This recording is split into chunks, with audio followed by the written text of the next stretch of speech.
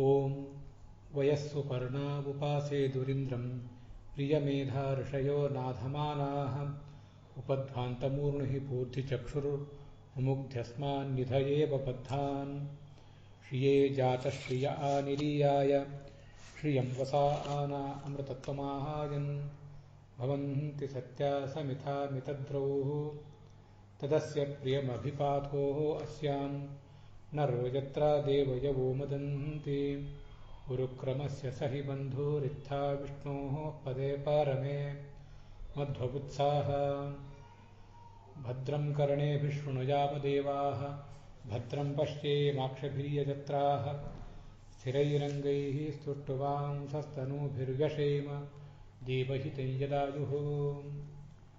ಶ್ರೀ ಗುರುಭ್ಯೋ ನಮಃ. ಭಗವತ ಬಾದರಾಯಣೇನ ಋಷಿಭಿಃ ಪ್ರಾರ್ಥಿತೇನ ಯತ್ ಭಾಗವತಂ ನಾಮ ಬ್ರಹ್ಮಸಂಹಿತಂ ಶಾಸ್ತ್ರಂ ಕೃಷ್ಣಾವತಾರಾತ್ ಪ್ರಾಗೇವ ದ್ವಾಪರೆ ಆದೌ ರಚಿತಂ ಅಧ್ಯಾಪಿತಂ ಚ ಸ್ವಪುತ್ರಾಯ ಶುಕಾಯ ತೇನೈವ ಶುಕೇನ 600 ವರ್ಷಾನಂತರಂ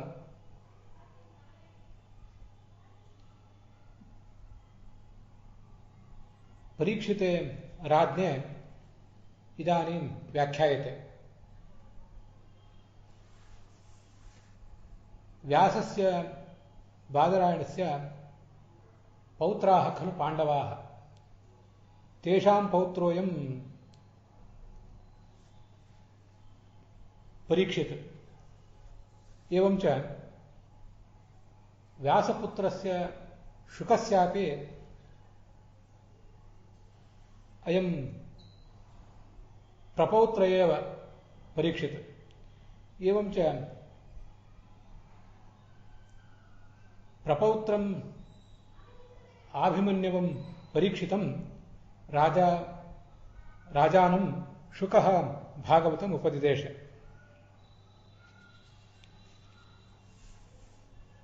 ವೇದವ್ಯಾಸರು ಋಷಿಗಳ ಪ್ರಾರ್ಥನೆಯಂತೆ ವೇದಾದಿಗಳನ್ನು ವಿಭಾಗ ಮಾಡಿ ಭಾರತಾದಿಗಳನ್ನು ರಚಿಸಿ ಭಾಗವತವನ್ನು ರಚನೆ ಮಾಡಿದ್ರಲ್ಲ, ಮತ್ತೆ ಅದನ್ನು ಶುಕಾಚಾರ್ಯನಿಗೂ ಉಪದೇಶ ಮಾಡಿದ್ದಾರೆ. ನಾವು ಅದನ್ನೆಲ್ಲ ಕೇಳಿದ್ದೆ. ಈ ಶುಕಾಚಾರ್ಯನಿಗೆ ಅದನ್ನು ಕೃಷ್ಣಾವತಾರಕ್ಕಿಂತ ಪೂರ್ವಭಾವಿಯಾಗಿಯೇ ವೇದವ್ಯಾಸರು ಉಪದೇಶಿಸಿದರು. ಮತ್ತೆ ಅದನ್ನೇ 500-600 ವರ್ಷಗಳ ಕಾಲ ಆದ ಮೇಲೆ ಶುಕಾಚಾರ್ಯ ಈ ಪರೀಕ್ಷಿತನಿಗೆ ಉಪದೇಶ ಮಾಡ್ತಿದ್ದಾನೆ.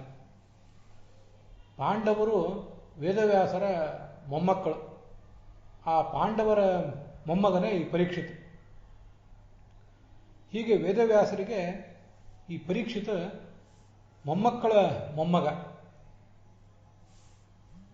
ಈಗೇನು ಮೊಮ್ಮಕ್ಕಳು, ಮೊಮ್ಮಕ್ಕಳ ಮಕ್ಕಳು ಮರಿಮಕ್ಕಳು ಅಂತಂತಾರೆ. ಆ ಮರಿಮಕ್ಕಳ ನಂತರದ ಮುಂದಿನ ಸಂತಾನದವನು. ಹಾಗೆ ಶುಕಾಚಾರ್ಯನು ಕೂಡ ಪಾಂಡವರಿಗೆ ವ್ಯಾಸರ ಪುತ್ರನಾದ್ದರಿಂದ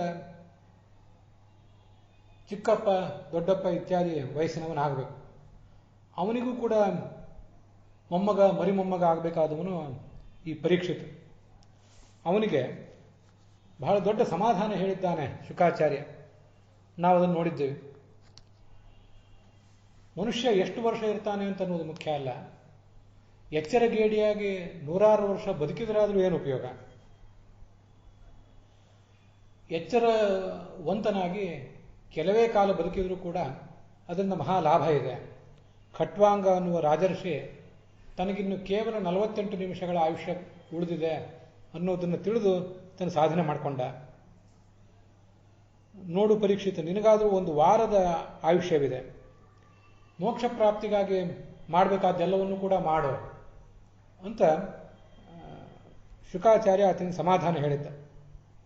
ಅದು ಕೇವಲ ಶುಕಾಚಾರ್ಯ ಪರೀಕ್ಷಿತನಿಗೆ ಹೇಳಿದಂಥ ಸಮಾಧಾನ ಅಲ್ಲ.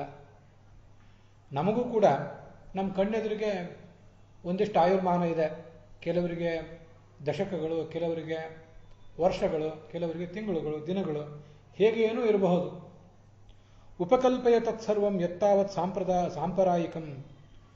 ಮೋಕ್ಷ ಪ್ರಾಪ್ತಿಗೆ ಬೇಕಾದಂಥ ಎಲ್ಲ ಉಪಾಯವನ್ನು ಕೈಗೊಳ್ಳು ಅಂತ ಶುಕಾಚಾರ್ಯ ನಮ್ಮನ್ನು ಎಲ್ಲರನ್ನೂ ಎಚ್ಚರಿಸಿದಂತೆಯೇ ಆಯಿತು. ಸರಿ, ಮುಂದೆ ಏನು ಮಾಡಬೇಕು?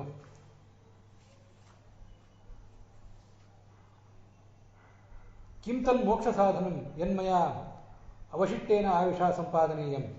ಆಯಿತು, ಮೋಕ್ಷ ಸಾಧನವನ್ನು ಮಾಡು ಅಂತ ಹೇಳಿದೆಯಲ್ಲ ನೀನು, ನಾನೀಗ ಏನು ಮಾಡಬೇಕು ಅಂತ ಪರೀಕ್ಷಿತನಿಗೆ ಸಂಶಯ ಬರ್ತದೆ. ಅವನಿಗೆ ಬರದೆ ಹೋದರೂ ನಮ್ಮಂಥವ್ರಿಗಂತೂ ಖಂಡಿತ ಸಂದೇಹ ಬಂದೇ ಬರ್ತದೆ. ಬಹಳ ದೊಡ್ಡ ಪ್ರಮಾಣದ ಅಜ್ಞಾನ ಇದೆ. ಅಜ್ಞಾನದ ಪರಿಹಾರಕ್ಕಾಗಿ ಶ್ರವಣ ಮಾಡಬೇಕು ಅಂತಲೂ ಗೊತ್ತಿದೆ, ಕೇಳಿ ಗೊತ್ತಿದೆ. ಆದರೂ ಏನು ಮಾಡಲಿ, ನಾನೇನು ಮಾಡಲಿ, ನಾನು ಅಸಹಾಯಕ ಅನ್ನುವಂತೆ ಮನುಷ್ಯ ತನ್ನ ಅಸಹಾಯಕತೆಯನ್ನು, ತನ್ನ ಕಷ್ಟವನ್ನೇ ಹೇಳ್ಕೊಳ್ತಿರ್ತಾನೆ ಹೊರತು ಕರ್ತವ್ಯ ಉನ್ಮುಖನಾಗೋದಿಲ್ಲ. ಏನು ಮಾಡಬೇಕಾಗಾದ್ರೆ ಅಂದರೆ ಅಂತಕಾಲೇತು ಪುರುಷ ಆಗತೆ ಗತಸಾಧ್ವಸಃ ಛಿಂದ್ಯಾದಸಂಗಶಸ್ತ್ರೇಣ ಸ್ಪೃಹಾಂ ದೇಹೇನು ಏಚತಂ. ಇದು ಮೊದಲು ಸಾಧಕ ಮಾಡಬೇಕಾದಂಥ ಒಂದು ಕೆಲಸ. ಮರಣಕಾಲ ಬಂದಾಗ ಗತಸಾಧ್ವಸಃ ಭಯವನ್ನು ತೊರೆಯಬೇಕಂತೆ.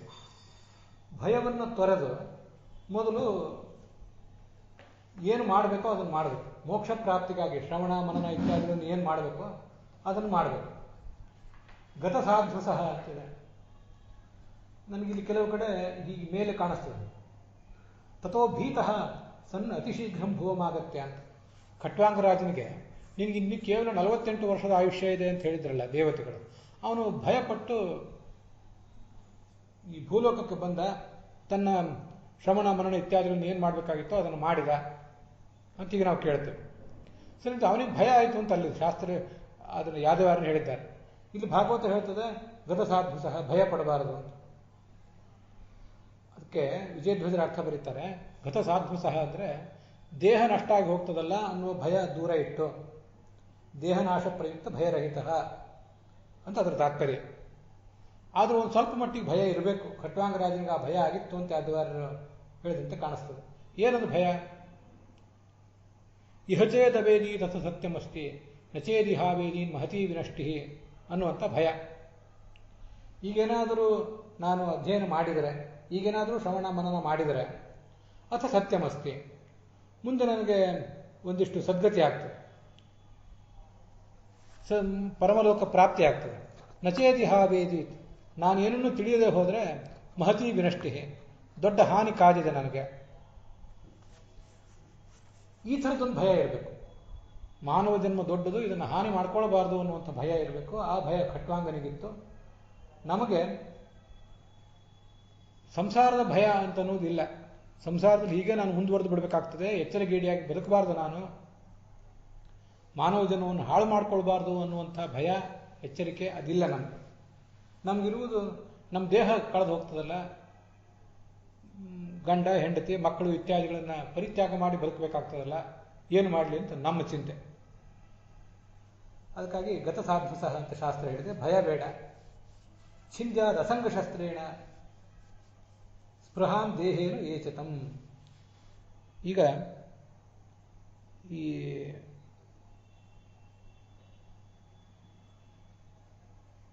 ನಮ್ಮ ದೇಹದ ಬಗ್ಗೆ ನಮಗೆ ಭಯ ಇರುವುದು, ನಮ್ಮ ದೇಹವನ್ನು ಕಳ್ಕೋಬೇಕಾಗ್ತದಲ್ಲ, ನಮ್ಮ ಹೆಂಡತಿ ಮಕ್ಕಳನ್ನು ಮೊದಲಾದವುಗಳನ್ನು ಕಳ್ಕೋಬೇಕಾಗ್ತದಲ್ಲ ಅಂತ. ಮಕ್ಕಳು, ನಮ್ಮ ಬಂಧುಗಳು, ಮಿತ್ರರು, ಸ್ಥಿರಚರ ಸ್ವತ್ತುಗಳು, ಇದರ ಬಗ್ಗೆ ನಮಗೊಂದು ಸ್ನೇಹ ಏನಿದೆ, ಅದೇ ಒಂದು ಸಂಘ. ನಮಗೆ ಅಲ್ಲೊಂದು ಎಚ್ಚರ ಬೇಕು. ತದ್ವಿರೋಧಿ ವಿವೇಕ ಜ್ಞಾನ ಲಕ್ಷಣ ಅಸಂಗ. ಈ ಜಗತ್ತಿನಲ್ಲಿ ನಿತ್ಯ ಯಾವುದು, ಅನಿತ್ಯ ಯಾವುದು, ಸಾರ ಯಾವುದು, ಅಸಾರ ಯಾವುದು, ಯಾವುದಕ್ಕಾಗಿ ನಾನು ಬದುಕಬೇಕು, ಯಾವುದನ್ನು ಕಡೆಗಣಿಸಿದರೂ ನಡೆದೀತು. ಜಗತ್ತಿನಲ್ಲಿ ಲೌಕಿಕ ವಸ್ತುಗಳು ಮತ್ತು ಲೌಕಿಕ ವ್ಯಕ್ತಿಗಳು ನಮ್ಮ ಸುತ್ತಮುತ್ತಲೇನು ನೆರೆದಿದ್ದಾರಲ್ಲ, ಇವರೆಲ್ಲರನ್ನೂ ಕೂಡ ಕಟ್ಟಿಕೊಂಡು ಬದುಕಲಿಕ್ಕೆ ಆಗೋದಿಲ್ಲ.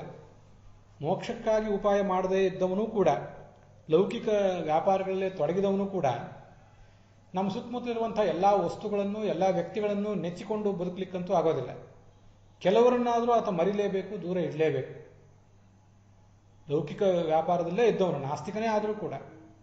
ಇನ್ನು ಆಸ್ತಿಕರಾದವರಂತೂ ನಿತ್ಯ ಯಾವುದು, ಅನಿತ್ಯ ಯಾವುದು, ಸಾರ ಯಾವುದು, ಅಸಾರ ಯಾವುದು, ಕೇವಲ ಒಂದು ಜನ್ಮದ ನಿಮಿತ್ತದಿಂದ ನಮಗೆ ಬಂಧುಗಳಾದವರು ಯಾರೋ, ಅನಿಮಿತ್ತ ಬಂಧು ಯಾರೋ, ಈ ಎಲ್ಲ ನಿತ್ಯಾನಿತ್ಯ ವಿವೇಕ, ಇದು ಅಸಂಗ. ಈ ವಿವೇಕ ಅಂತನ್ನುವುದೇ ಒಂದು ಶಸ್ತ್ರ. ವಿವೇಕ ಜ್ಞಾನ ಲಕ್ಷಣ ಅಸಂಗ. ಅಂಥ ಒಂದು ಶಸ್ತ್ರವನ್ನು ಕೈಯಲ್ಲಿ ಹಿಡಿದು ನಮ್ಮ ಈ ಆಸಕ್ತಿಯನ್ನು ಕತ್ತರಿಸಿ ಒಗಿಬೇಕು. ಅದಕ್ಕಿರುವುದು ಅದೊಂದೇ ಉಪಾಯ. ನಮಗೆ ನಾವೇ ಹೇಳ್ಕೊಳ್ಬೇಕು. ಈ ಹಿಂದೆ ಸಾವಿರಾರು ಜನ್ಮಗಳು ನನಗೆ ಆಗಿ ಹೋಗಿವೆ. ಅನೇಕ ಜನ ತಂದೆ ತಾಯಂದಿರನ್ನು ನೋಡಿದ್ದೀವಿ, ಅನೇಕ ಜನ ಗಂಡಂದ್ರನ್ನ ಹೆಂಡಂದ್ರನ್ನ ನೋಡಿದ್ದೇನೆ, ಮಕ್ಕಳನ್ನು ನೋಡಿದ್ದೇನೆ.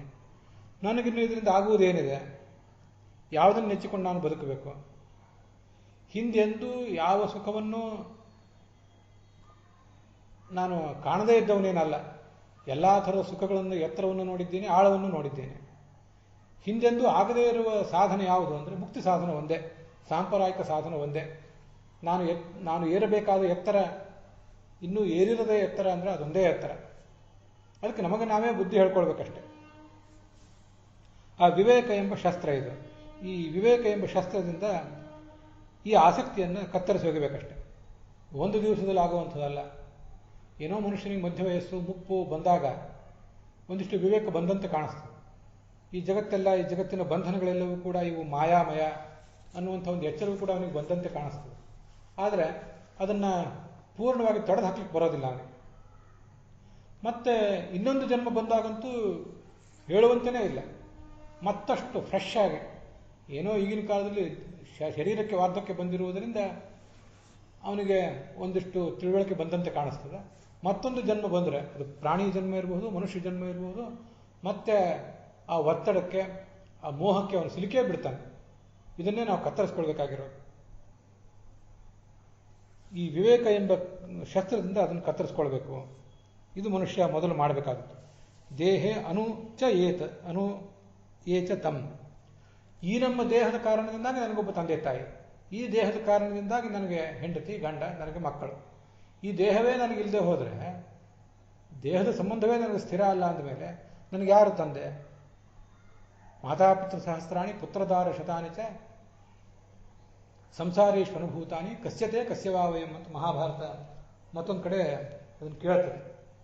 ಸಾವಿರಾರು ತಂದೆ ತಾಯಂದಿರಾಗಿ ಹೋಗಿದ್ದಾರೆ, ಅನೇಕ ಜನ ಮಕ್ಕಳಾಗಿ ಹೋಗಿದ್ದಾರೆ, ಹೆಂಡಂತರಾಗಿ ಹೋಗಿದ್ದಾರೆ. ಕಸ್ಯತೆ ಕಸ್ಯವಾವಯಂ, ಇವರು ಯಾರಿಗೆ ನಿಜವಾಗಲೂ ಹೆಂಡತಿ, ಯಾರಿಗೆ ಯಾರು ನಿಜವಾಗಲೂ ಗಂಡ, ಯಾರಿಗೆ ಯಾರಯ್ಯ ಪುರಂದರ ವಿಠಲ ಅಂತ ನಾವು ನೆನಪು ಮಾಡಿಕೊಂಡು ಅದನ್ನು ತೊರೆಯಬೇಕಷ್ಟೆ. ಈ ದೇಹ ಇರುವುದರಿಂದ ಇವರಲ್ಲ, ಈ ದೇಹವೇ ನನ್ನದಲ್ಲ. ಈ ಒಂದು 60-70 ವರ್ಷಗಳಲ್ಲಿ ಮಾತ್ರ ಈ ದೇಹ ನಂದು ಅಂದ ಮೇಲೆ ಈ ದೇಹ ಇದ್ದರೆ ಅವ್ರು ನಮ್ಮನ್ನು ಪ್ರೀತಿಸ್ತಾರೆ. ಒಂದು ವೇಳೆ ದೇಹದಿಂದ ಹೊರಗೆ ಬಂದು ನಾವು ಯಾರಿಗಾದರೂ ನಾನು ನಿನ್ನ ಗಂಡ ಅಂತಾಗಲಿ, ನಾನು ನಿನ್ನ ಹೆಂಡತಿ ಅಂತಾಗಲಿ, ನಾನು ನಿನ್ನ ತಂದೆ ತಾಯಿ ಅಂತಾಗಲಿ, ದೇಹದಿಂದ ಹೊರಗೆ ಬಂದು ಈ ಆಸ್ತಿಯ ಮಾಲೀಕ ನಾನಾಗಿದ್ದೇನೆ ಅಂತ ಹೇಳಿದ್ರಾಗಲಿ ಯಾರೂ ಕೇಳೋದಿಲ್ಲ. ನಮ್ಮ ಹೆಂಡತಿ ಮಕ್ಕಳೇ ನಮ್ಮನ್ನು ಕೇಳೋದಿಲ್ಲ, ನಮ್ಮ ಗಂಡ ಮಕ್ಕಳೇ ನಮ್ಮನ್ನು ಕೇಳೋದಿಲ್ಲ. ಆದ್ದರಿಂದ ದೇಹದ ಮೂಲಕವಾಗಿ ಇದಲ್ಲ. ಆ ದೇಹವೇ ಎಷ್ಟು ಅಶಾಶ್ವತ ಅಂದಮೇಲೆ ಉಳಿದವರು ಯಾರು? ಇದನ್ನು ಅನೇಕ ಬಾರಿ ನಾನೇ ಆಲೋಚನೆ ಮಾಡಿದ್ದಿಲ್ಲ. ನಮ್ಮ ಜೊತೆಗೆ ಇರುವಂಥದ್ದು ಈ ಜಗತ್ತಿನಲ್ಲಿ ಈ ತಂದೆ ತಾಯಂದಿರ ಮೂಲಕ ನಾನು ಹುಟ್ಟಿ ಬಂದಾಗ ನನ್ನ ಜೊತೆ ದೀರ್ಘಕಾಲ ಇರುವಂಥದ್ದು ಒಂದೇ ಅಂದರೆ ಈ ದೇಹ. ನಾನು ಹುಟ್ಟಿದಾರಭ್ಯ ಸಾಯೋವರೆಗೂ 60, 70, 80 ಅಲ್ಲಿವರೆಗೂ ಈ ದೇಹ ನಮ್ಮ ಜೊತೆಗಿರ್ತದೆ. ನಮ್ಮ ತಂದೆ ತಾಯಂದಿರು 20, ಕೆಲವರಿಗೆ 30, ಕೆಲವರಿಗೆ 50, ಕೆಲವರಿಗೆ ನಮ್ಮ ತಂದೆ ತಾಯಂದಿರು ನಮ್ಮ ಕೈ ಬಿಟ್ಟು ಹೋದರು. ಒಟ್ಟಾರೆ 70-80 ಆಯುರ್ಮಾನದಲ್ಲಿ 50 ವರ್ಷ, 30 ವರ್ಷ, 40 ವರ್ಷ ಮಾತ್ರ ಅವರಿದ್ದರು. ಹೆಂಡತಿ ಇದ್ಲು ಯಾವಾಗ, ಹೆಂಡತಿ ಬಂದ್ಲು ಯಾವಾಗ? ನನಗೂ ಸುಮಾರು 30 ವರ್ಷ ಆದಮೇಲೆ. ಕೆಲವರಿಗೆ ಇನ್ನೂ ಬೇಗ ಬಂದಿರ್ಬೋದು, ಕೆಲವರಿಗೆ ಇನ್ನೂ ವಿಳಂಬ ಆಗಬಹುದು. ಏನೇ ಇಲ್ಲ, ಅಂತೂ ಗಂಡ ಹೆಂಡತಿ ಇವರು ಯಾರೂ ಕೂಡ 70-80 ವರ್ಷಗಳ ಕಾಲ ಪೂರ್ಣ ನನ್ನ ಆಯುರ್ಮಾನದ ಜೊತೆಗಿದ್ದವರಲ್ಲ. ತಂದೆ ತಾಯಂದಿರು ಮೊದಲಿದ್ರು, ಆಮೇಲೆ ಇರೋದಿಲ್ಲ. ಹೆಂಡತಿ ಮೊದಲು ಇರೋದಿಲ್ಲ, ಆಮೇಲೆ ಬರ್ತಾಳೆ. ಮಕ್ಕಳು ಹೆಂಡತಿ ಆದಮೇಲೆ ಬರುವವರು. ಹೀಗಿರುವಾಗ ನನ್ನ ದೇಹ 70-80 ವರ್ಷ 120 ವರ್ಷ ಬದುಕ್ತೀನಿ ಅಂತ ಅಂದ್ಕೊಂಡ್ರು, ಉಪನಿಷತ್ತು ಹೇಳುವಂತೆ 116 ವರ್ಷ ಬದುಕ್ತೀನಿ ಅಂತ ಇಟ್ಕೊಂಡ್ರು, ಈ ದೇಹವೇ ಒಂದು ದಿವಸ ನಾವು ಬಿಟ್ಟು ಹೋಗಬೇಕಾದಂತ ಮೇಲೆ ದೇಹದ ಕಾರಣದಿಂದಾಗಿ ನಮ್ಮ ಜೊತೆಗಿರುವಂಥವ್ರನ್ನ ನಾವೆಷ್ಟು ನೆಚ್ಚಿಕೊಳ್ಳುವುದು ಅಂತ ಎಲ್ಲ ಇದೇ ವಿವೇಕ, ಇದೇ ಒಂದು ಶಸ್ತ್ರ. ಈ ಶಸ್ತ್ರದಿಂದ, ಶಾಸ್ತ್ರಾಭ್ಯಾಸದಿಂದ ಈ ಶಸ್ತ್ರ ನಮ್ಮ ಕೈಗೆ ಸಿಗಬೇಕು.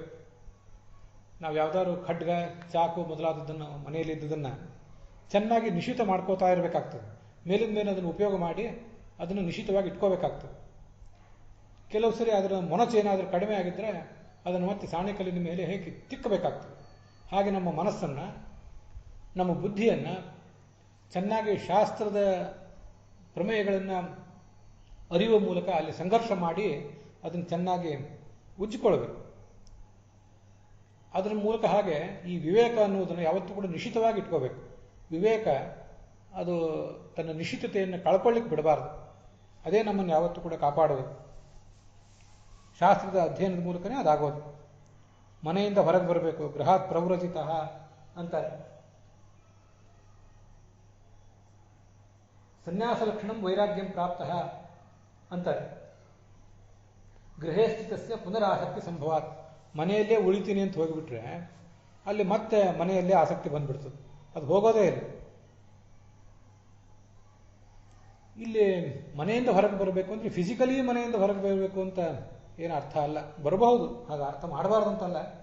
ಅಂತಕಾಲೇತು ಪುರುಷ ಅಂತಿದೆಯಲ್ಲ, ಸಾವಿನ ಕಾಲ ಬಂದಾಗ ಮನೆಯಿಂದ ಹೊರಗೆ ಬರಬೇಕು ಅಂತ ಹೇಳ್ತಿದ್ದಾರಲ್ಲ. ಇದು ಸಾವಿನ ಕಾಲ ಬಂದಾಗ ಮನೆಯಿಂದ ಹೊರಗೆ ಬರಬೇಕು ಅಂತ ಅನೇಕ ಬಾರಿ ನಮ್ಗೆ ಅನಿಸುವುದೇ ಇಲ್ಲ. ಹೋಗಲಿ, ನಿವೃತ್ತರಾದ ಮೇಲೆ 60, 65, 70 ವರ್ಷಕ್ಕೆ ನಿವೃತ್ತರಾದ ಮೇಲೆ ಆದರೂ ಆವಾಗಾದರೂ ಅನಿಸ್ತದೆ ನಿಶ್ಚಿತ ಇಲ್ಲ. ಹಿಂದೆ ವಾನಪ್ರಸ್ಥಾಶ್ರಮ ಅಂತ ಒಂದಿತ್ತು, ಅವ್ರಿಗೆ ಅದು ಅನಿಸ್ತಿತ್ತು. ಶಾಸ್ತ್ರದಲ್ಲಿ ಅದನ್ನು ಹೇಳಿಬಿಟ್ಟಿದ್ರು. ಅವರು ಅಂತಕಾಲ ಬಂದಾಗ ಅಂತಲ್ಲ, ಅಂತಕಾಲ ಯಾವತ್ತೋ 70, 80 ವರ್ಷಕ್ಕೆ ಬರುವುದಲ್ಲ. ಅಂತಕಾಲ ಹುಟ್ಟಿದ ಕೂಡಲೇ ನಮಗೆ ಬೆನ್ನಟ್ಟಿ ಬಿಟ್ಟೇ ಇದೆ ನಮ್ಮನ್ನು ಅಂತಕಾಲ. ಅದರಿಂದ ಅಂತಕಾಲ ಅಂತಂದು ಯಾವತ್ತೂ ನಮ್ಮ ಜೊತೆಗಿರ್ತದೆ. ಅದಕ್ಕಾಗಿ ಮಕ್ಕಳಿಗೆ ಎಲ್ಲ ಜವಾಬ್ದಾರಿ ವಹಿಸಿ ಅವರ ಸಾಮಾನ್ಯವಾಗಿ ಅವರ ಮದುವೆಯನ್ನೆಲ್ಲ ಮಾಡಿ ಮನೆಯಿಂದ ಹೊರಗೆ ಹೋಗ್ತಿದ್ರು. ಇದು ಅಂತಕಾಲೇ ತು ಪುರುಷ ಅಂತಂದರೆ ನಾನು ಸಾಯ್ತೀನಿ ಅಂತ ಇನ್ನು ಕೆಲವು ದಿವಸಗಳಲ್ಲಿ ಸಾಯ್ತೀನಿ ಅಂತ ತೀರ್ಮಾನ ಆದಾಗ ಅಂತ ಅರ್ಥ ಅಲ್ಲ. ಅಂತಕಾಲ ನನಗೂ ಬಂದಿದೆ, ಯಾವತ್ತೂ ನಾನು ಬಿಟ್ಟಿದ್ದಲ್ಲ ಅದು ಅನ್ನುವ ಎಚ್ಚರವನ್ನು ಇಟ್ಕೊಂಡು ಮನೆಯಿಂದ ಹೊರಗೆ ಬರಬೇಕು. ಫಿಸಿಕಲಿನೇ ಬರಬೇಕು, ಅದಾಗದೆ ಹೋದರೆ ಮೆಂಟಲಿ ಆದರೂ ಬರಬೇಕು. ಮನೆಯಲ್ಲೇ ಇದ್ದರೂ ಕೂಡ ನಾವು ಅದರಿಂದ ಸ್ವಲ್ಪ ದೂರ ಇರಬೇಕಷ್ಟೆ. ಪುಣ್ಯತೀರ್ಥ ಜಲಾಪ್ಲುತಃ. ಹೌದು, ಮನೆಯಿಂದ ಹೊರಗೆ ಬಂದು ಪುಣ್ಯಕ್ಷೇತ್ರಗಳಲ್ಲಿ ಸ್ನಾನ ಮಾಡಬೇಕು.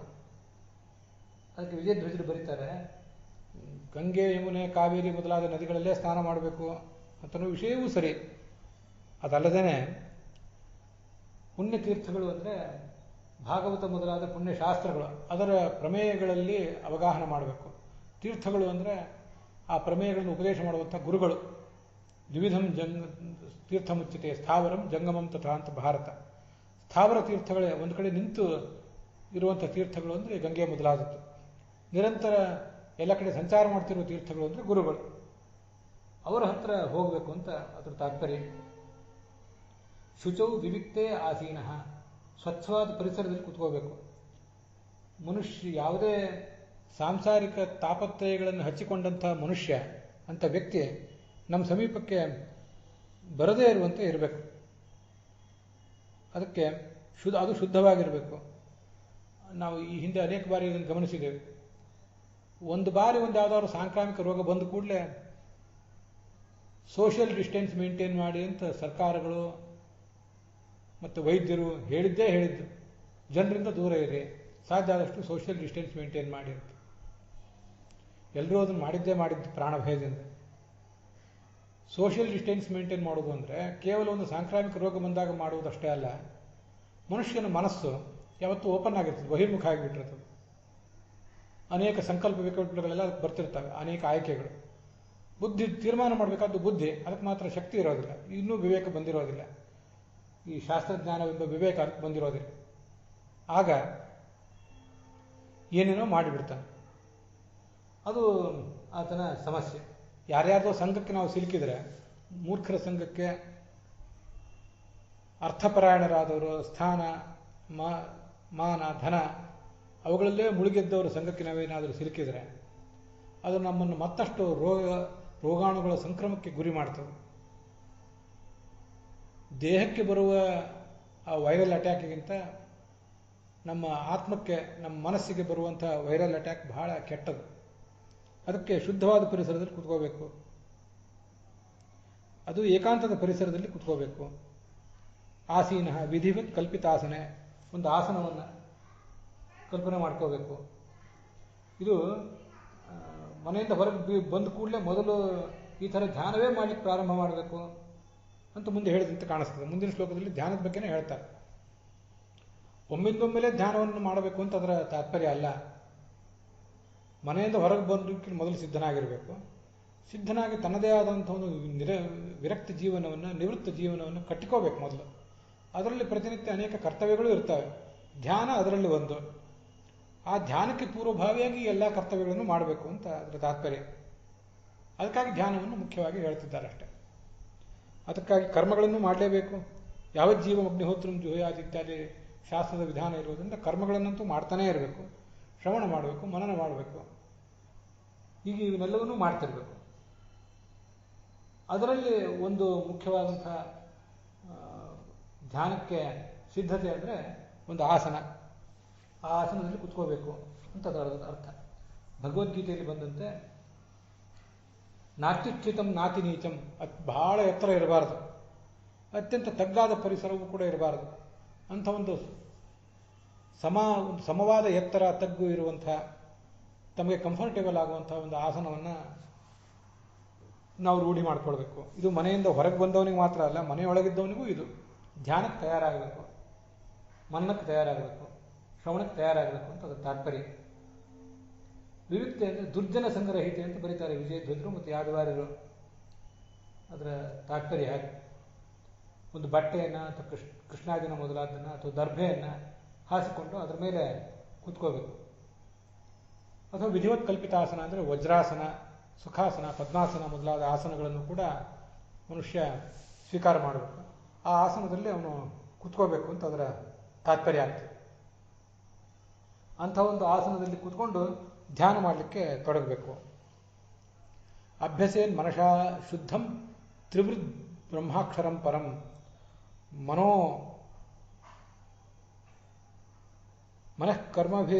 ಮನೋ ಯಚ್ಛೇ ಜಿತಶ್ವಾಸ ಬ್ರಹ್ಮ ಬೀಜ ಮನುಸ್ಮರನ್ ಅಂತ 17ನೇ ಶ್ಲೋಕ. ಮುಂದೆ ಪ್ರಾಣಾಯಾಮ ಮಾಡಬೇಕು. ಜಿತಶ್ವಾಸ ಪ್ರಾಣಾಯಾಮವನ್ನು ಆವಾಗ ಪ್ರಾರಂಭ ಮಾಡಬೇಕು ಅಂತಲ್ಲ. ಪ್ರಾಣಾಯಾಮ ಅಂತನ್ನೋದು ಉಪನೀತ ಆದ ಕೂಡಲೇ ಇನಿಷಿಯೇಷನ್, ಶಾಸ್ತ್ರದಲ್ಲಿ ನಮಗೊಂದು ಪ್ರವೇಶ ಆದ ಕೂಡಲೇ ಸಣ್ಣ ವಯಸ್ಸಿನಿಂದಲೇ ಪ್ರಾಣಾಯಾಮದ ಅಭ್ಯಾಸ ಮಾಡಿರಬೇಕು. ಅದನ್ನು ಇಲ್ಲಿ ಮುಂದುವರಿಸಬೇಕು ಅಂತ ಅದರ ತಾತ್ಪರ್ಯ. ಆ ಕಾಲದಲ್ಲಿ ಓಂಕಾರದ ಜಪ ಮಾಡ್ತಿರಬೇಕು ಮತ್ತು ಓಂಕಾರ ಪ್ರತಿಪಾದ್ಯನಾದ ಭಗವಂತನ ಧ್ಯಾನ ಮಾಡಬೇಕು. ಮತ್ತು ಮುಖ್ಯ ಪ್ರಾಣನ ಹಾಗೆ ಪರಮಾತ್ಮನ ಅನುಗ್ರಹಕ್ಕೆ ಪಾತ್ರರಾಗಬೇಕು. ವಿಷ್ಣುಂ ವಾಯುಂಚ ಸಂಸ್ಮರೇತ್ ಅಂತ ಆಚಾರ್ಯರು ತಂತ್ರಸಾರದಲ್ಲಿ ಹೇಳ್ತಾರೆ. ಪ್ರಾಣಾಯಾಮ ಮಾಡುವಾಗ ಆ ಪ್ರಾಣ ಅಂದರೆ ನಮ್ಮ ಉಸಿರು, ಆ ಉಸಿರಿಗೆ ನಿಯಾಮಕನಾದಂಥ ಮುಖ್ಯ ಪ್ರಾಣನನ್ನು ನೆನಪು ಮಾಡ್ಕೊಳ್ಬೇಕು. ಚತುರ್ಮುಖ ಬ್ರಹ್ಮನನ್ನು ನೆನಪು ಮಾಡ್ಕೊಳ್ಬೇಕು. ಮುಖ್ಯ ಪ್ರಾಣನ ಅನುಗ್ರಹ ಸಂಪಾದನೆ ಮಾಡಬೇಕು ಅಂತ ಬಂದಿದೆಯಲ್ಲ, ವಸ್ತುತಃ ಇಲ್ಲಿ ಅನೇಕ ಜನ ದೇವತೆಗಳ ಅನುಗ್ರಹವನ್ನೇ ನಾವು ಸಂಪಾದನೆ ಮಾಡಬೇಕು. ಅದೇ ಮುಖ್ಯ. ಮುಂದೊಂದು ಕಡೆ ಆ ಮಾತು ಬರೋದಿದೆ ಇಲ್ಲಿ, ಅದು ಟಿಪ್ಪಣಿಯಲ್ಲಿ ಅದನ್ನು ಹೇಳ್ತಾರೆ. ಇತರ ಇಂದ್ರಿಯಾದಿ ದೇವತಾ ಪ್ರಸಾದಮಪಿ ಸಂಪಾದಯೇತ್ ಅಂತ 18ನೇ ಶ್ಲೋಕದಲ್ಲಿ ಯಾದವಾರ್ಯರು ಒಂದು ವರ್ಣನೆ ಮಾಡ್ತಾರೆ. ಧ್ಯಾನ ಮಾಡ್ಲಿಕ್ಕೆ ಕೂತಿದ್ದೀವಲ್ಲ, ಗರುಡನ ಅನುಗ್ರಹ ಸಂಪಾದನೆ ಮಾಡಬೇಕು. ಯಾಕಂದರೆ ಗರುಡ ಆ ಧ್ಯಾನದ ದೇವತೆ, ಶೇಷ ವ್ಯಾಖ್ಯಾನದ ದೇವತೆ, ಅವನ ಅನುಗ್ರಹ ಕೇಳಬೇಕು. ಮನನಕ್ಕೆ, ಇಂದ್ರಿಯ ನಿಗ್ರಹಕ್ಕೆ ಬೇಕಾದಂಥ ಶಕ್ತಿ ನಮಗೆ ಕೊಡುವಂಥವನು ರುದ್ರ, ಅವನ ಅನುಗ್ರಹವನ್ನು ಕೋರಬೇಕು. ಮತ್ತು ಮುಖ್ಯ ಪ್ರಾಣನ ಹಾಗೆ ಚತುರ್ಮುಖ ಬ್ರಹ್ಮನ ಪ್ರಾರ್ಥನಾ ಅಲ್ಲಿ ಮಾಡಬೇಕು. ವಿಷ್ಣುವ್ರ ವಿಷಯ ಧರ್ಮೇಶು ಚತುರ್ಮುಖ ಶ್ರದ್ಧಾ ಕೊಡುವವನು ಅಂತ ಐತರೇಯ ಉಪನಿಷತ್ ಭಾಷೆ ಹೇಳ್ತದೆ. ವಿಷ್ಣುವಿನ ಕುರಿತಾಗಿ ಏನಾದರೂ ಶ್ರವಣ ಮಾಡಬೇಕು, ಜ್ಞಾನ ಸಂಪಾದನೆ ಮಾಡಲಿಕ್ಕೆ, ಭಕ್ತಿ ಸಂಪಾದನೆ ಮಾಡಲಿಕ್ಕೆಲ್ಲ ನಮಗೆ ಶ್ರದ್ಧಾ ಹುಟ್ಟಿಸುವವನೇ ಚತುರ್ಮುಖ ಅಂತ. ಹೀಗೆ ಅವನ ಅನುಗ್ರಹವನ್ನು ಸಂಪಾದನೆ ಮಾಡಬೇಕು. ಮತ್ತೆ ಆ ಪರಮಾತ್ಮನ ಲಕ್ಷ್ಮೀ ಸಮೇತನಾದಂಥ ಪರಮಾತ್ಮನ ಅನುಗ್ರಹವನ್ನು ಕೂಡ ಅಲ್ಲಿ ಸಂಪಾದನೆ ಮಾಡಬೇಕು. ಅಲ್ಲಿ ಮುಖ್ಯ ಪ್ರಾಣನ ಅನುಗ್ರಹ ಸಂಪಾದನೆ ಮಾಡಬೇಕು ಅಂತ ಅನುವಾದ ಮಾಡಿದ್ದಾರಲ್ಲ, ಅದು ಯಾದವಾರ ತಮ್ಮ ಶ್ಲೋಕದಲ್ಲಿ ಹೇಳಿದ್ದಷ್ಟೇ. ಅದು ವಸ್ತುತಃ ಅದೊಂದನ್ನೇ ಮಾಡುವುದು ಅಂತ ಅರ್ಥ ಅಲ್ಲ, ಉಳಿದೆಲ್ಲವನ್ನು ಕೂಡ ಮಾಡಬೇಕು. ರೇಚಕಾದಿ ಕ್ರಮ ಪರಂಪರೆಯ ಪ್ರಾಣಾಯಾಮೇನ ಜಿತಶ್ವಾಸ ಪ್ರಾಪ್ತ ಪ್ರಾಣಪ್ರಸಾದ ಮನೋಯಚ್ಛೆ ವಿಜಯಧ್ವಜರ ಮಾತು. ರೇಚಕ, ಪೂರಕ ಮತ್ತು ಕುಂಭಕ, ನಾವು ಈ ಹಿಂದಿನ ಕೂಡ ಅದನ್ನು ನೋಡಿದ್ದೇವೆ. ಷೋಡಶಾದಿ ಕ್ರಮೇಣತು ಅಂತ ತಂತ್ರಸಾರದಲ್ಲಿ ಆಚಾರ್ಯ ಹೇಳಿದಂತೆ, ಮೊದಲು ನಮ್ಮ ಮೂಗಿನ ಬಲಭಾಗದಿಂದ ವಾಯುವನ್ನು ಹೊರಹಾಕಬೇಕು. ಮೂಗಿನ ಬಲಭಾಗದಿಂದ ಅದನ್ನು ಗಮನಿಸಬೇಕು, ಅದು ರೇಚಕ. ಆಮೇಲೆ ಮೂಗಿನ ಎಡಭಾಗದಿಂದ ಶ್ವಾಸವನ್ನು ಒಳಗೆ ಎಳ್ಕೊಳ್ಬೇಕು. ಅದಾದಮೇಲೆ ಕುಂಭಕ ಮಾಡಬೇಕು. ಈ ಮೂರಕ್ಕೂ ಕೂಡ ಮೊದಲು ಮಾಡುವ ರೇಚಕ, ಆಮೇಲೆ ಮಾಡುವ ಪೂರಕ, ಆಮೇಲೆ ಮಾಡುವಂಥ ಕುಂಭಕ, ಈ ಮೂರಕ್ಕೂ ಕೂಡ 1, 2, 4 ಅನುಪಾತವಿರಬೇಕು. 1 ಅನುಪಾತದಲ್ಲಿ ಅಥವಾ 1 ನಿಮಿಷ ನಾವು ಈ ರೇಚಕ ಮಾಡಿದರೆ 2 ನಿಮಿಷ ಕುಂಭಕ ಮಾಡಬೇಕು. 4 ನಿಮಿಷ ಅಲ್ಲಿ ಅಂತಃಕುಂಭಕ ಮಾಡಬೇಕು ಅಂತ ಹೇಳಿದ ತಾತ್ಪರ್ಯ. ಹೀಗೆ 1, 2, 3, 4, 7 ನಿಮಿಷದ ಪ್ರಾಣಾಯಾಮ ಆಗ್ತದೆ. ಹಾಗೆಲ್ಲ ಅಷ್ಟು ದೀರ್ಘಕಾಲ ಪ್ರಾಣಾಯಾಮ ಮಾಡಲಿಕ್ಕೆ ನಮಗೆ ಸಾಧ್ಯ ಆಗೋದಿಲ್ಲ. 4 ನಿಮಿಷದಷ್ಟು ಕಾಲ ಅಂತಃಕುಂಭಕ ನಮಗೆ ಮಾಡಲಿಕ್ಕೆ ಆಗೋದಿಲ್ಲ. ಆದ್ದರಿಂದ ಷೋಡಶಾದಿ ಕ್ರಮೇಣ ಅಂತ ಆಚಾರ್ಯರನ್ನು ವರ್ಣನೆ ಮಾಡಿದ್ದಾರೆ. 16, 32, 64 ಸುಮಾರು 16 ಸೆಕೆಂಡ್ಗಳಷ್ಟು ಕಾಲ, 16 ಮಾತ್ರಾಗಳಷ್ಟು ಕಾಲ ಬಲ ಮೂಗಿನ ಹೊರಳೆಯಿಂದ ಉಸಿರನ್ನು ಹೊರಗೆ ಬಿಡಬೇಕು. ಆವಾಗ ಎಡಮೂಗನ್ನು ನಾವು ಸ್ತಬ್ಧ ಮಾಡಿರಬೇಕು. ಇದಾದಮೇಲೆ ಎಡಮೂಗಿನ ಮೂಲಕ 32 ಮಾತ್ರಾಗಳ ಕಾಲ, ಸೆಕೆಂಡ್ಗಳಷ್ಟು ಕಾಲ ಶ್ವಾಸವನ್ನು ಒಳಗೆ ಎಳ್ಕೋಬೇಕು. ಆವಾಗ ಬಲಗಿನ ಹೊರಳೆಯನ್ನು ಸ್ಥಗಿತಗೊಳಿಸಬೇಕು, ಬಂದ್ ಮಾಡಬೇಕು. ಇದಾದಮೇಲೆ ಆ ಎರಡನ್ನೂ ಕೂಡ ಸ್ತಬ್ಧ ಮಾಡಿ ಒಳಗೆ 64 ಸೆಕೆಂಡ್ಗಳಷ್ಟು ಕಾಲ ಶ್ವಾಸವನ್ನು ತಡೆ ಹಿಡಿಬೇಕು. ಹೀಗೆಲ್ಲ ಸಂದರ್ಭದಲ್ಲಿ ಆ ಓಂಕಾರವನ್ನು ಉಚ್ಚಾರ ಮಾಡ್ತಾ ಇರಬೇಕು. ಭಗವಂತನನ್ನು, ಲಕ್ಷ್ಮೀನಾರಾಯಣನ ಧ್ಯಾನ ಮಾಡಬೇಕು. ಈ ನಾವು ಮಾಡ್ತಿರುವುದು ಈ ಪ್ರಾಣಾಯಾಮ ಏನಿದೆ, ಇದು ನಮ್ಮ ದೈಹಿಕ ಆರೋಗ್ಯಕ್ಕೂ ಬೇಕು, ಮಾನಸಿಕ ಆರೋಗ್ಯಕ್ಕೂ, ಆತ್ಮದ ಆರೋಗ್ಯಕ್ಕೂ ಕೂಡ ಬೇಕಿದೆ. ಆದ್ದರಿಂದ ಧನ್ವಂತರಿ ರೂಪದ ಭಗವಂತ, ಅವನ ಆರೋಗ್ಯದ ದೇವತೆಯೂ ಹೌದು, ಜ್ಞಾನದಾಯಕನಾದಂಥ ದೇವತೆಯೂ ಹೌದು. ಲಕ್ಷ್ಮೀರಮಣನಾದಂಥ ಧನ್ವಂತರಿಯನ್ನು ನೆನಪು ಮಾಡ್ಕೊಳ್ಬೇಕು. ಹಾಗೆ ಚತುರ್ಮುಖ ಸರಸ್ವತಿಯರನ್ನು ಮತ್ತು ಪ್ರಾಣಭಾರತೀಯರನ್ನು ಕೂಡ ಆ ಸಂದರ್ಭದಲ್ಲಿ ನೆನಪು ಮಾಡ್ಕೊಳ್ಬೇಕು. ಇದು ನಾವು ಮಾಡಬೇಕಾದದ್ದು. ಹೀಗೆ ಶ್ವಾಸವನ್ನು ಗೆಲ್ಲುವುದು ಅಂದರೆ ಗೆಲ್ಲುವುದು ಮಾತ್ರ ಅಲ್ಲ, ಪ್ರಾಣನ ಅನುಗ್ರಹವನ್ನು ಸಂಪಾದನೆ ಮಾಡಿ ಅಂತ ಅರ್ಥ.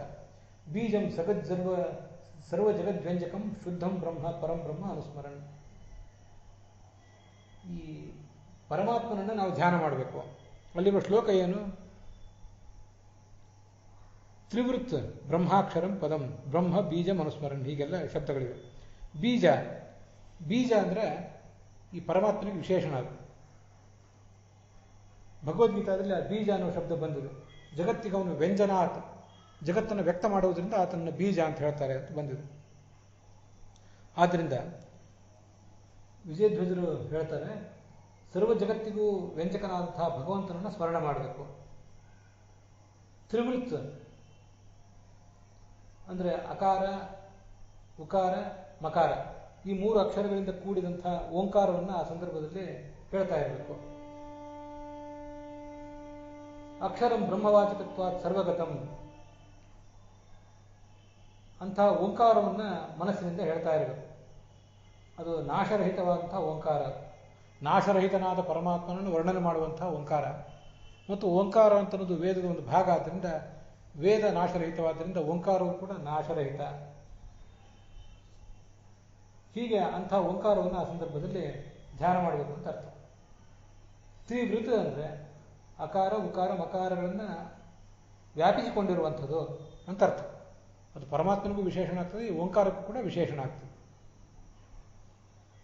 ಈ 3 ಅಕ್ಷರಗಳನ್ನು ಆವರಿಸಿಕೊಂಡಿದೆ. 3 ಅಕ್ಷರಗಳ ಮೂಲಕ ಈ ಓಂಕಾರ ಅಂತಲೂ ತನ್ನ ಅರ್ಥವನ್ನು ಹೊರಹಾಕ್ತದೆ. ಅದನ್ನು ನಾವಲ್ಲಿ ಗಮನಿಸಬೇಕು. ಈ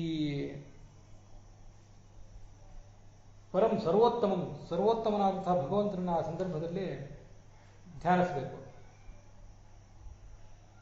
ಮನಸ ಶುದ್ಧಂ, ಶುದ್ಧನಾದ ಭಗವಂತನನ್ನು, ಶುದ್ಧವಾದ ಓಂಕಾರವನ್ನು ಹೇಳ್ತಾ ಅದನ್ನು ಧ್ಯಾನ ಮಾಡಬೇಕು.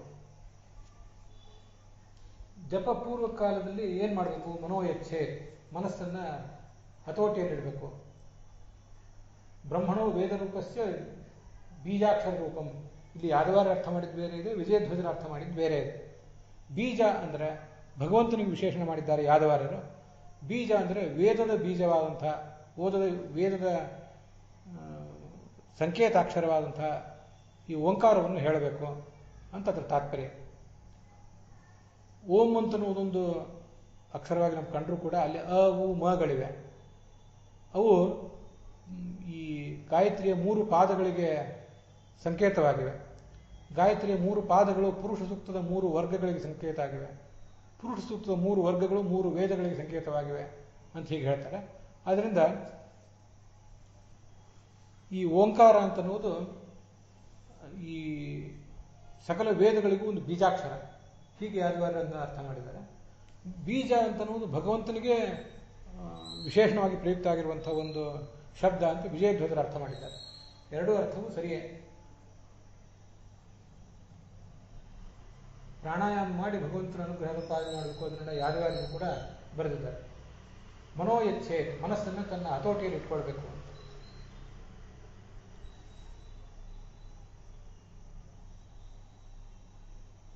ಈ ಭಾಗವತ ತಾತ್ಪರ್ಯದಲ್ಲಿ ಮುಂದೆ ಒಂದು ಸಂಗತಿ ಬರ್ತದೆ, ನನಗದೀಗ ನೆನಪಿಗೆ ಬರ್ತದೆ. ಈ ಓಂಕಾರ ಅಂತ ಬಂದಾಗ ಅದು ನೆನಪಿಗೆ ಬಂತು. ಪ್ರಾಯ 6 ಅಥವಾ 7ನೇ ಸ್ಕಂದದಲ್ಲಿ ಆ ವಿಷಯ ಬರ್ತದೆ. ಯಜ್ಞಾಭಿಮಾನಿನೋ ದೇವಾನ್ ಸ್ಮರಂತಿ ಇಂದ್ರಿಯಮಾನಿನ. ಯಜ್ಞಾಭಿಮಾನಿ ದೇವತೆಗಳು, ಪುಷ್ಕರ ಮೊದಲಾದ ದೇವತೆಗಳಿದ್ದಾರಲ್ಲ, ಕೆಳಗಿನಿಂದ ಮೇಲೆ ಹೇಳ್ತಿದ್ದಾರೆ. ಯಜ್ಞಾಭಿಮಾನಿ ದೇವತೆಗಳೆಲ್ಲ ಇಂದ್ರಿಯಾಭಿಮಾನಿ ದೇವತೆಗಳ ಅಧೀನರು ಅಂತ ಚಿಂತನೆ ಮಾಡಬೇಕು. ಇಂದ್ರಿಯಾಭಿಮಾನಿ ದೇವತೆಗಳು ದಕ್ಷ, ಸೂರ್ಯ, ಇವರೆಲ್ಲ ನಮ್ಗೆ ಗೊತ್ತಿದೆ. ಆ ಇಂದ್ರಿಯಾಭಿಮಾನಿ ದೇವತೆಗಳು ಮನೋಭಿಮಾನಿಯಾದಂಥ ಇಂದ್ರನ ಅಧೀನ ಅಂತ ಚಿಂತನೆ ಮಾಡಬೇಕು. ಯಜ್ಞಾಭಿಮಾನಿ ದೇವತೆಗಳು ಅರ್ಥಾತ್ ಕರ್ಮಾಭಿಮಾನಿ ದೇವತೆಗಳಿಗಿಂತ ಇಂದ್ರಿಯಾಭಿಮಾನಿ ದೇವತೆಗಳು ಶ್ರೇಷ್ಠರು. ಅವರಿಗಿಂತ ಸ್ಥೂಲ ಮನಸ್ಥೂಲಂತು ವಾಸವ ಅಂತ ಛಾಂದೋ ಬೃಹದಾರಣ್ಯಕ ಉಪನಿಷತ್ತು ಅಥವಾ ಉಪನಿಷತ್ ಭಾಷೆ ಅಲ್ಲಿ ಬರುವಂತೆ ಸ್ಥೂಲ ಮನಸ್ಸಿನ ದೇವತೆ ಆದಂಥ ಇಂದ್ರನಿಗೆ ಈ ಇಂದ್ರಿಯಾಭಿಮಾನಿ ದೇವತೆಗಳೆಲ್ಲರೂ ಕೂಡ ಅಧೀನರು ಚಿಂತನೆ ಮಾಡಬೇಕು. ಆ ಇಂದ್ರನನ್ನ ವೇದಾತ್ಮಿಕಾಯಾ ಪಾರ್ವತ್ಯಾ, ಆ ಇಂದ್ರ ವೇದ ರೂಪಳಾದಂಥ ಪಾರ್ವತಿ, ಅವಳು ವಾಗಭಿಮಾನಿನಿ, ಅರ್ಥಾತ್ ವೇದದ ಅಭಿಮಾನಿನಿ ಅವಳು. ಅಂಥ ಪಾರ್ವತಿಗೆ ಆ ಇಂದ್ರ ಅಧೀನ ಆಗಿದ್ದಾನೆ ಅಂತ ಚಿಂತನೆ ಮಾಡಬೇಕು. ಮುಂದೆ ಆ ಪಾರ್ವತಿಯನ್ನ ರುದ್ರನ ಅಧೀನ ಅಂತ ಚಿಂತನೆ ಮಾಡಬೇಕು. ರುದ್ರ ಎಂಥವನು ಅಂದರೆ ವರ್ಣತ್ರಯಾತ್ಮಕಂ ರುದ್ರಂ. ಅ ಉ ಮ ಅಂತ 3 ಅಕ್ಷರಗಳನ್ನು ನಾವು ಓಂಕಾರವನ್ನು ಹೇಳುವಾಗ ಆ 3ಕ್ಕೂ ಕೂಡ ಅಭಿಮಾನಿ ಆದವನು ಈ ರುದ್ರ. ಅಕಾರ ಉಕಾರ ಮಕಾರಗಳನ್ನು ನಮ್ಮಿಂದ ಸ್ಫುಟವಾಗಿ ಹೇಳಿಸಿ ಅದಕ್ಕೆ ಸರಿಯಾದಂತಹ ಅರ್ಥವನ್ನು ನಮ್ಮಿಂದ ಮನನ ಮಾಡಿಸಿ, ಅರ್ಥವನ್ನು ತಿಳಿಸಿ ಅದನ್ನು ಮನನ ಮಾಡಿಸಿ ಆ ಮನಸ್ಸಿನ ಏಕಾಗ್ರತೆ ಕೊಡುವವನೇ ಅವನು. ರುದ್ರಸ್ತು ಮನನಾಖ್ಯಂಚ, ಮನನದ ದೇವತೆ ಅವನು. ಮನನದ ದೇವತೆ ಓಂಕಾರದ 3 ಅಕ್ಷರಗಳ ದೇವತೆಯು ಕೂಡ ಹೌದು. ಮುಂದೆ ಆ ರುದ್ರ ತನಗಿಂತ ಹಿರಿಯನಾದಂಥ, ಪದವಿ ದೃಷ್ಟಿಯಿಂದ ಹಿರಿಯನಾದಂಥ ಶೇಷನ ಅಧೀನ ಅಂತ ಚಿಂತನೆ ಮಾಡಬೇಕು. ಶೇಷ ಓಂಕಾರದ ದೇವತೆ, ಸಮಷ್ಟಿಯಾಗಿ ಓಂಕಾರದ ದೇವತೆ ಶೇಷ. 3 ಅಕ್ಷರಗಳಿಗೆ ಪ್ರತ್ಯೇಕವಾಗಿ ದೇವತೆ ಈ ರುದ್ರ. ಮುಂದೆ ಆ ಶೇಷನನ್ನ ಈ ಸರಸ್ವತಿಯಲ್ಲಿ ಬಿಂದು ರೂಪ ಸರಸ್ವತ್ಯಾಂ, ಅಕಾರ ಉಕಾರ ಮಕಾರ ನಾದ ಬಿಂದು ಕಲಾ ಅಂತ ಹೀಗೆ ಆ ಓಂಕಾರಕ್ಕೆ ಅನೇಕ ಮಾತ್ರಾಗಳಿವೆ. ನಾವು ಅ ಉ ಮ ಅಂತ 3 ಮಾತ್ರಾಗಳನ್ನು ನೋಡಿದ್ವಲ್ಲ, ಇವು 3 ಪ್ರಸಿದ್ಧವಾದ್ದು. ಅ ಉ ಮ ಬಿಂದು ನಾದ ಕಲಾ ಶಾಂತ ಅತಿಶಾಂತ ಅಂತ ಹೀಗೆ 8 ಅವಯವಗಳಿವೆ ಅದಕ್ಕೆ. ಅಲ್ಲದೆ ಅನಂತ ಅವಯವಗಳು ಕೂಡ, ಅನಂತ ಮಾತ್ರಾಗಳು ಕೂಡ ಓಂಕಾರಕ್ಕಿವೆ ಅಂತ ಶಾಸ್ತ್ರದಲ್ಲಿ ವರ್ಣನೆ ಮಾಡ್ತಾರೆ. ಆದ್ದರಿಂದ ಆ ರುದ್ರನನ್ನು ಸರಸ್ವತಿ ಅಧೀನ ಅಂತಲೂ, ಸರಸ್ವತಿ ಅರ್ಥಾತ್ ಭಾರತೀಯ ಪ್ರಾಣನ ಅಧೀನ ಅಂತಲೂ, ಅವಳು ಮುಂದೆ ಆ ಚತುರ್ಮುಖ ಬ್ರಹ್ಮ ಲಕ್ಷ್ಮೀ ಅಧೀನ, ಅವನು ಪರಮಾತ್ಮನ ಅಧೀನ ಅಂತ ಈಗ ಚಿಂತನೆ ಮಾಡಬೇಕು ಅಂತ ಬಂದಿದೆ. ಓಂಕಾರವನ್ನು ಧ್ಯಾನ ಮಾಡುವಾಗೆಲ್ಲ ಈ ಒಂದು ಅನುಸಂಧಾನವು ಕೂಡ ನಮ್ಮಲ್ಲಿರಬೇಕು ಅಂತ ಅದರ ತಾತ್ಪರ್ಯ. ಪ್ರಣವಾವರ್ತನಂ ತದರ್ಥರೂಪ ಬ್ರಹ್ಮಸ್ಮರಣಕ್ಕೆ ಕರ್ತವ್ಯಂ, ಇದೆಲ್ಲವನ್ನೂ ಕೂಡ ಸಾಧಕನಾದವನು ಮಾಡ್ತಾ ಇರಬೇಕು. ಅದು ಅಲ್ಲಿ ಬರುವಂಥ ಒಂದು ವಿಚಾರ. ಇಲ್ಲೆಲ್ಲ ಸಾಮಾನ್ಯವಾಗಿ ವಿಜಯಧ್ವಜರು ಮತ್ತು ಯಾದವಾರ್ಯರು ಅವರೇನು ಹೇಳಿದ್ದಾರೆ ಅಂತ ಅಷ್ಟನ್ನು ಮಾತ್ರ ಹೇಳಿದೆ. ಶ್ರೀಧರರು ಮೊದಲಾದವರು ಕೂಡ ಹೆಚ್ಚು ಕಡಿಮೆ ಅದೇ ಅರ್ಥಗಳನ್ನೇ ಹೇಳಿದ್ದಾರೆ. ಅವರೇನು ಬೇರೆ ಅರ್ಥಗಳನ್ನು ಹೇಳಲಿಲ್ಲ, ಆದ್ದರಿಂದ ಅದನ್ನೇನು ನಾನಿಲ್ಲಿ ಹೆಚ್ಚು ವಿವರಿಸಲಿಲ್ಲ ಅಷ್ಟೆ. ತ್ರಿವೃತ್ ಅಂದರೆ ಅಕಾರಾದಿಭಿ ವರ್ತಿತಂ ಗ್ರಥಿತಂ, ಇದು ಒಂದು ಅರ್ಥ ಮಾಡಿದ್ದಾರೆ.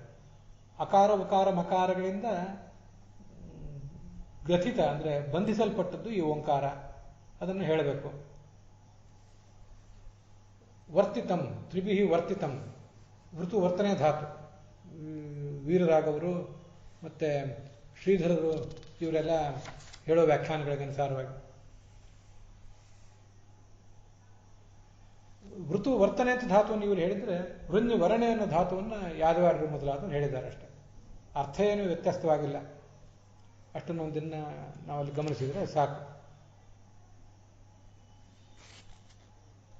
ಬ್ರಹ್ಮ ಬೀಜಂ ಪ್ರಣವಂ, ಓಂಕಾರದ ಬೀಜಾಕ್ಷರ ಅಂದರೆ ಈ ಪ್ರಣವ, ಹಾಗೆ ಅರ್ಥ ಬರೀತಾರೆ ವೀರರಾಘವರು. ಬೀಜ ಅಂತ ಅನ್ನೋದಕ್ಕೆ ಜಗತ್ತಿಗೆ ಕಾರಣವಾದ ಪರಮಾತ್ಮ ಅಂತ ಅರ್ಥ ಒಂದು ಬರೆದವರು ವಿಜಯಧ್ವಜರು, ನಂತರ ಯಾದವಾರ್ಯರು ಮಾತ್ರ.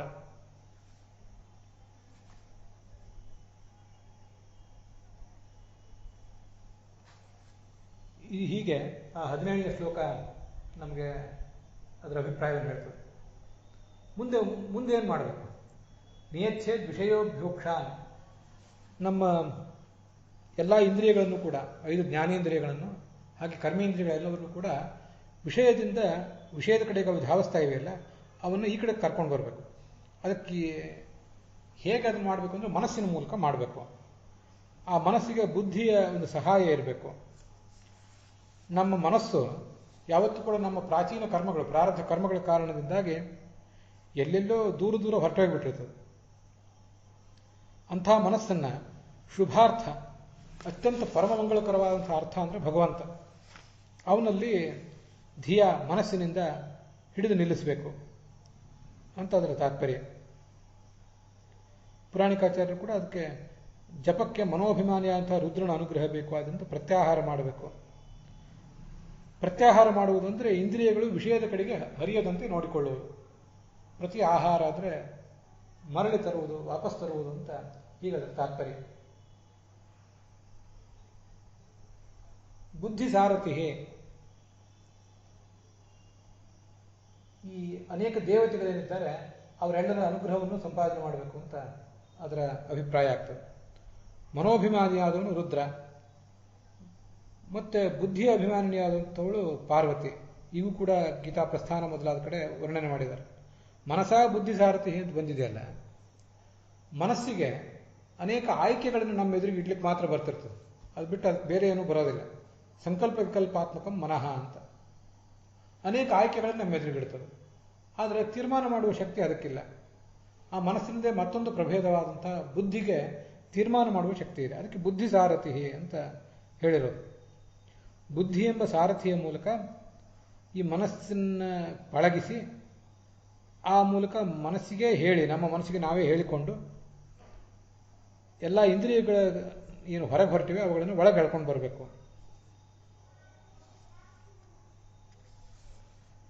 ಆ ಎಲ್ಲ ದೇವತೆಗಳ ಅನುಗ್ರಹವನ್ನು ಅಲ್ಲಿ ಸಂಪಾದನೆ ಮಾಡಬೇಕು ಅಂತ ಅದರ ತಾತ್ಪರ್ಯ. ಅಥ ದೇಹರಥಃ ತಸ್ಯ ವಾಗ್ಬುದ್ಧಿ ಶ್ರೋತ್ರೇ ಪಕ್ಷಸಿ ಚಕ್ಷುಷಿ ಯುಕ್ತೆ ಮನಸ್ಸಂಗ್ರಹೀತ ತದಯಂ ಪ್ರಾಣೋಧಿ ತಿಷ್ಠತಿ ಅಂತ ಬೃಹದಾರಣ್ಯಕ ಉಪನಿಷತ್ತು. ಈ ನಮ್ಮ ದೇಹ ಏನಿದೆ ಅದು ಭಗವಂತನ ರಥ. ವಾಗಭಿಮಾನ್ಯ ಅಂತ ಪಾರ್ವತಿ ಅದರ ಕಡಿವಾಣ. ಕುದುರೆಗಳು ಚಂದ್ರ ಮತ್ತು ಚಂದ್ರನ ಪತ್ನಿ, ಹಾಗೆ ಸೂರ್ಯ ಮತ್ತು ಸೂರ್ಯನ ಪತ್ನಿಯರು, ಇವರಿಬ್ಬರು ಕುದುರೆಗಳು. ಮನೋಭಿಮಾನಿಯಾದಂಥ ರುದ್ರ ಅದರ ಸಾರಥಿ ಅಂತ ಹೀಗೆಲ್ಲ ಬಂದಿದೆ. ಇಷ್ಟೆಲ್ಲ ಮಾಡಲಿಕ್ಕೆ ಹೋದಾಗ ಮನಸ್ಸು ಬುದ್ಧಿ ಇದರೆಲ್ಲರ ಅಭಿಮಾನಿಗಳಾದಂಥ ದೇವತೆಗಳ ಅನುಗ್ರಹವನ್ನು ಸಂಪಾದನೆ ಮಾಡಬೇಕು. ಇಲ್ಲಿ ಮನಸಾ ಬುದ್ಧಿ ಸಾರಥಿ ಅಂತ ಬಂದಿದೆ. ಮನೋಭಿಮಾನಿಯಾದವನು ರುದ್ರ, ಬುದ್ಧಿ ಅಭಿಮಾನಿಯಾದವಳು ಸರಸ್ವತಿ ಅಂತ ಇತ್ಯಾದಿ ವಿಷಯಗಳು ಕೂಡ ಶಾಸ್ತ್ರದಲ್ಲಿ ಬಂದಿವೆ. ಆದ್ದರಿಂದ ಆ ಸರಸ್ವತಿ, ಭಾರತಿ ಮೊದಲಾದವರ ಅನುಗ್ರಹವನ್ನು ಸಂಪಾದನೆ ಮಾಡಿ ಅವರ ಮೂಲಕ ಈ ಮನಸ್ಸನ್ನು ಪಳಗಿಸಿ ಆ ಹೊರಗಿನ ಕಡೆ ಹರಿತಾ ಇರುವಂಥ ನಮ್ಮ ಮನಸ್ಸನ್ನು ಒಳಗೆ ಎಳ್ಕೊಂಡು ಬರಬೇಕು ಅಂತ ಈಗ ಅದರ ತಾತ್ಪರ್ಯ.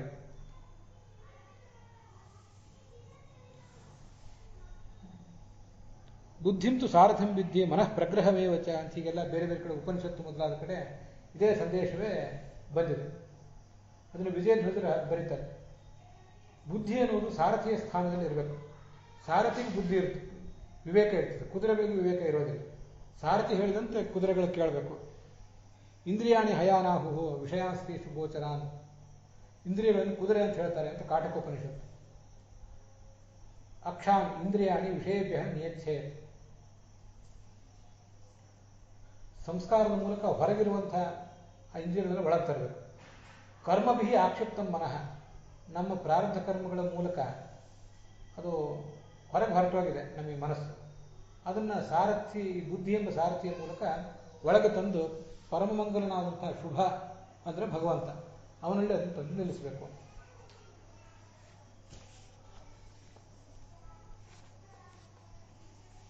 ಬುದ್ಧಿಸಾರಥಿ ಮೋಕ್ಷೇತರ ಪುರುಷಾರ್ಥಸ್ಯ ಅನಿತ್ಯತ್ವ ನಿಶ್ಚಯ ಸಾರಥಿ ಯಶಸಃ.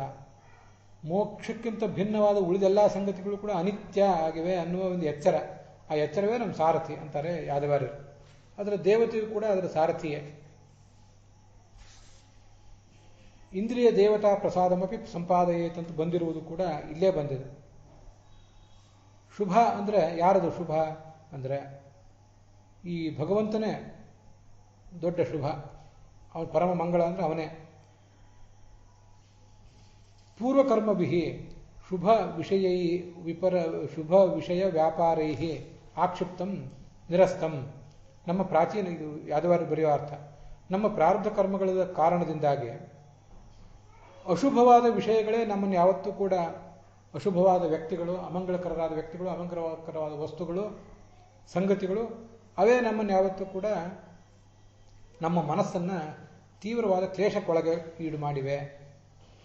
ಬುದ್ಧಿ ಎಂಬ ಸಾರಥಿಯ ಮೂಲಕ ಆ ಮನಸ್ಸಿಗೆ ಒಂದಿಷ್ಟು ಸಮಾಧಾನ ಹೇಳಿ ಮನಸ್ಸನ್ನು ಆ ವಿಷಯ ಪದಾರ್ಥಗಳ ಮೂಲಕ ಆ ಕಡೆ ಹೋದದ್ದನ್ನು ಒಳಗೆ ತಂದು ಶುಭಾರ್ಥನಾದಂಥ ಭಗವಂತನಲ್ಲಿ ನಿಲ್ಲಿಸಬೇಕು. ಆದ್ದರಿಂದ ಮನಸ್ಸಿಗೆ ಪರಮಾನಂದ ಆಗ್ತದೆ ಅಂತ ಅದರ ತಾತ್ಪರ್ಯ. ಅದಕ್ಕಾಗಿ ಭಗವಂತನನ್ನು ಶುಭ ಅಂತ ಹೇಳಿರುವುದು. ಇದು ವಿಜಯಧ್ವಜರು ಮತ್ತು ಯಾದವಾರ್ಯರು ಅದಕ್ಕೆ ಬರೆಯುವಂಥ ಅರ್ಥ. ಇನ್ನು ಇಲ್ಲಿ ಉಳಿದವರು ಬರೆಯುವಂಥದ್ದನ್ನು ನಾನು ಹೆಚ್ಚೇನು ಹೇಳಲಿಲ್ಲ. ನಿಶ್ಚಯಾತ್ಮಿಕಾ ಬುದ್ಧಿ ಅಂತಾರೆ ಶ್ರೀಧರರು. ಬುದ್ಧಿ ಸಾರಥಿ ಯಸ್ಯ ಬುದ್ಧಿಂತು ಸಾರಥಿಂ ವಿದ್ಧಿ ಮನಃ ಪ್ರಗ್ರಹಮೇವಚ ಅಂತ ಕಾಟಕೋಪನಿಷತ್ತಿನ ಬಂದನ್ನು ನಾನೀಗಾಗಲೇ ಹೇಳಿದೆ. ಇಂದ್ರಿಯಗಳೇ ಕುದುರೆಗಳು, ಬುದ್ಧಿ ಅದರ ಸಾರಥಿ, ಮನಸ್ಸು ಅದರ ಕಡಿವಾಣ, ಹೀಗೆಲ್ಲ ಇದೆ. ಕೆಲವು ಕಡೆ ಕಾಟಕೋಪನಿಷತ್ತಲ್ಲಿ ಬುದ್ಧಿಯನ್ನು ಸಾರಥಿ ಅಂತ ಹೇಳಿದ್ದಾರೆ, ಅದನ್ನೇ ಇಲ್ಲೂ ಕೂಡ ಹೇಳಿದ್ದಾರೆ. ಇದನ್ನು ಗಮನಿಸಬೇಕು. ಮನಸ್ಸು ಅನ್ನೋದು ಕಡಿವಾಣ. ಹೀಗೆಲ್ಲ ಮಾಡಿಕೊಂಡು ಆ ನಮ್ಮ ವ್ಯಕ್ತಿತ್ವವನ್ನು, ನಮ್ಮ ಮನಸ್ಸನ್ನು ಹೀಗೆ ಹತೋಟಿಯಲ್ಲಿಡಬೇಕು. ವೀರರಾಘವರು ಹೇಳುವಂತೆ ಶುಭಾರ್ಥ ಅಂದರೆ ಪರಮಮಂಗಳ, ನಮಗೆಲ್ಲ ಪರಮಮಂಗಳು ಆಗುವುದಿದ್ರೆ ಅದು ಭಗವಂತನಿಂದ ಆಗಬೇಕು. ಅವನಲ್ಲಿ ಮನಸ್ಸನ್ನು ನಿಲ್ಲಿಸಬೇಕು ಅಂತ ಅದರ ತಾತ್ಪರ್ಯ ಆಗ್ತದೆ. ಅದರೊಂದಿಗೆ 18ನೇ ಶ್ಲೋಕ ನಾವು ಇವತ್ತು ನೋಡಿದ್ದೀವಿ. ಆ ಭಾಗ ಇಲ್ಲಿಗೆ ಸಮಾಪ್ತವಾಗಿದೆ. ಹುಸಿಯ ನಾಡಿ ಹೊಟ್ಟೆ ಹೊರಗ ವಿಷಯದಲ್ಲಿ ರಸಿಕನಂದು ಹುಸಿಗೆ ಹಾಕಿದ್ರು ಇನ್ನು ಶ್ರೀಕೇಶ ಈಶನಿನ್ನ ಚರಣ ಭಜನೆ ಆಸೆಯಿಂದ ಮಾಡುವೆ ದೋಷರಾಶಿ ನಾಶ ಮಾಡು ಶ್ರೀಶಕೇಶವ. ಶ್ರೀಕೃಷ್ಣಾರ್ಪಣ ವಸ್ತು.